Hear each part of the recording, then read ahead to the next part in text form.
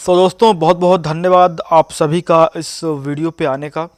और आज की इस वीडियो का जो टॉपिक है वो है ब्लैक मैजिक के ऊपर।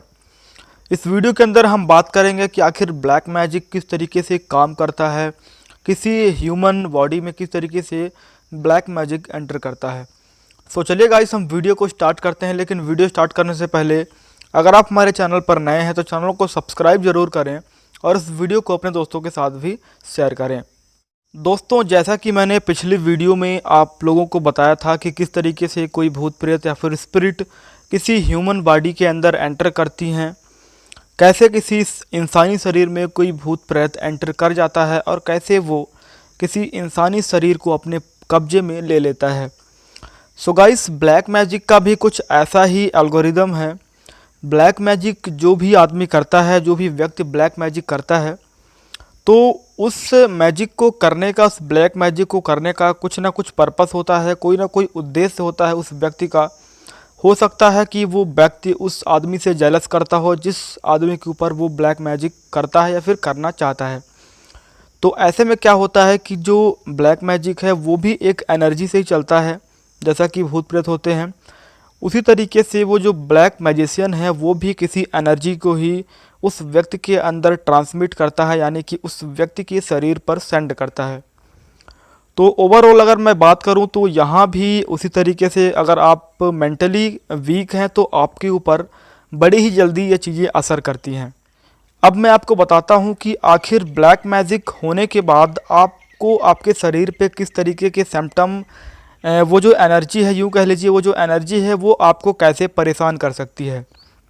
दोस्तों होता क्या है, जब किसी एनर्जी को आपके शरीर के अंदर भेजा जाता है तो सबसे पहले अगर आपकी मेंटल स्टेज जो है, आप मेंटली अगर प्रिपेयर हो इन चीज़ों के लिए, आप अध्यात्म से जुड़े हैं या फिर किसी भी कारणवश आप मेंटली मजबूत हैं, तो आपके अंदर ये स्पिरिट्स या फिर ये एनर्जी जाने का जो चांस है वो काफ़ी कम होता है और आपको ये हार्म नहीं पहुंचा पाती।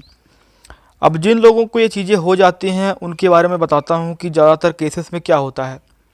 दरअसल होता क्या है कि जब कोई मैजिशियन आपके ऊपर ब्लैक मैजिक करता है तो आपको कुछ दिनों तक वो जो एनर्जी है जिसको उस मैजिशियन ने भेजा है, जो ब्लैक मैजिक करता है, तो वो एनर्जी आपको परेशान करती है। हो सकता है आपको दिखे या फिर आप जब सोते हो तो उस समय आपको परेशान करे, या फिर कोई ऑब्जेक्ट है वो ऑटोमेटिकली मूव कर जाए, जिससे वो ऐसा कुछ करती है जिससे आपकी जो मेंटल थिंक है, मेंटली आप डिस्टर्ब हो जाओ और उसको एक चांस मिल जाए कि आपकी बॉडी के अंदर वो स्पिरिट, वो चीज़ एंटर कर जाए।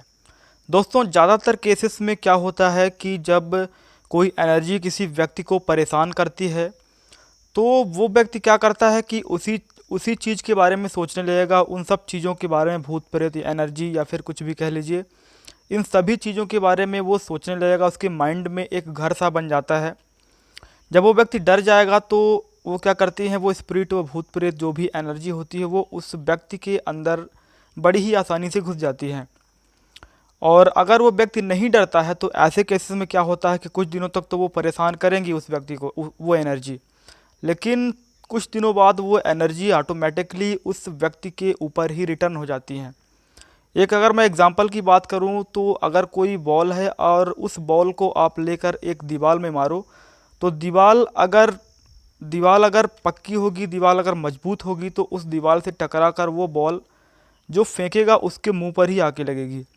और अगर वो दीवार कमज़ोर है तो वो दीवार टूट जाएगी और जो गेंद है या फिर कुछ भी कह लीजिए, कोई भी ऑब्जेक्ट की यहाँ पे बात कर रहा हूँ, कोई भी चीज़ अगर आप फेंकते हो तो वो जो है उस दीवार के पार चली जाएगी। अगर वो दीवार मजबूत होगी तो वो ऑटोमेटिकली उस दीवार से टकराकर जो फेंकेगा उसके मुंह पर ही आके लगेगी।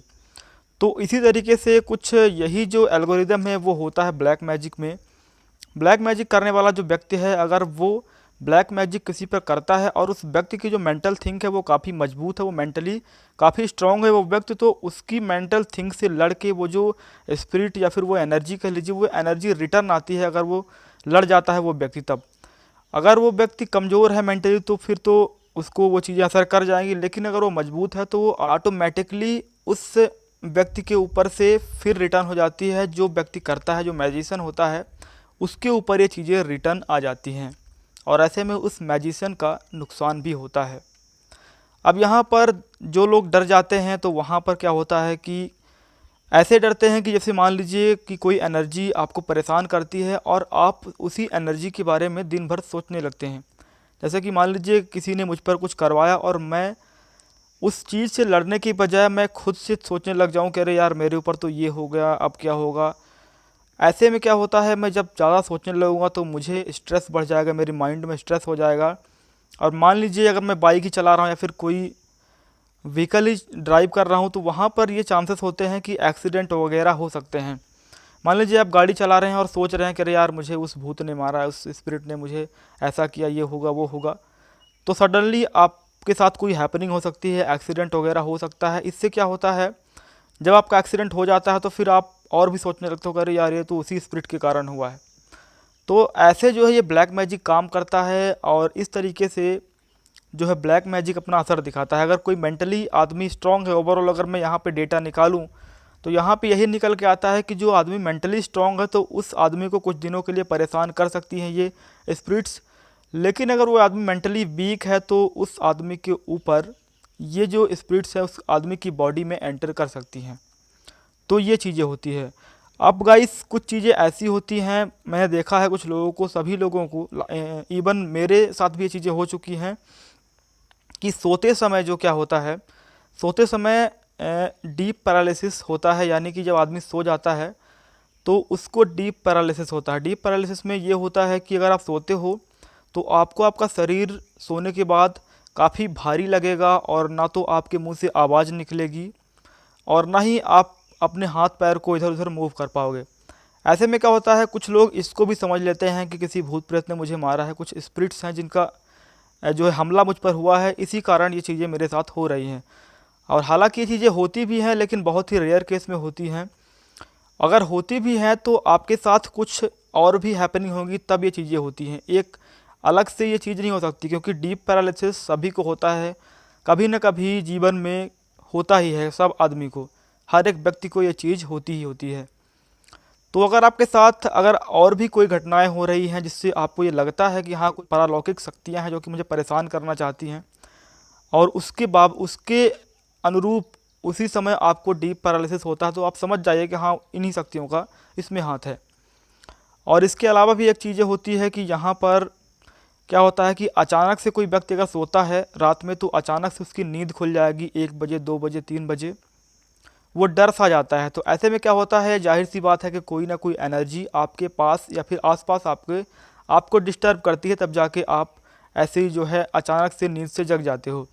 गाइस ये जो एनर्जीज़ होती हैं इनको बॉडी में एंटर करने का एक बहुत ही यूनिक टाइम होता है इनका। मैं बता दूं आपको, जब आप सोते हो यानी कि आप पूरी गहरी नींद में नहीं होते हो और थोड़ा सा आप सोने की जब कोशिश करते हो, हल्की सी नींद जब आपको आती है, वो इनके लिए एक गोल्डन चांस होता है। उसी समय ये जो स्पिरिट्स हैं, एनर्जी हैं, इनके लिए बहुत ही आसान होता है कि उस समय ये आपकी बॉडी में एंटर कर जाएं। तो ये सब चीज़ें हैं, हो सकता है आपके साथ भी ये चीज़ें हो चुकी हों। तो आपको मैं इस वीडियो के माध्यम से ये इन्फॉर्मेशन देना चाहता हूँ कि आप लोग मेंटली जो है स्ट्रॉन्ग रहिए, किसी के पास आपको जाना नहीं है कहीं भी। आप खुद से इन चीज़ों से लड़ सकते हो और इन चीज़ों को हरा सकते हो। सो गाइस, उम्मीद करता हूँ आपको ये वीडियो अच्छी लगी होगी, तो वीडियो को लाइक करना। और अगर आप इन चीज़ों से रिलेटेड कोई और इन्फॉर्मेशन मुझसे चाहते हैं तो कमेंट बॉक्स में ज़रूर बताएं, मैं उस क्वेश्चन का आंसर ज़रूर करूँगा। सो गाइस, आज के वीडियो में इतने ही। तब तक के लिए मिलते हैं अगली वीडियो में। Take care and bye bye.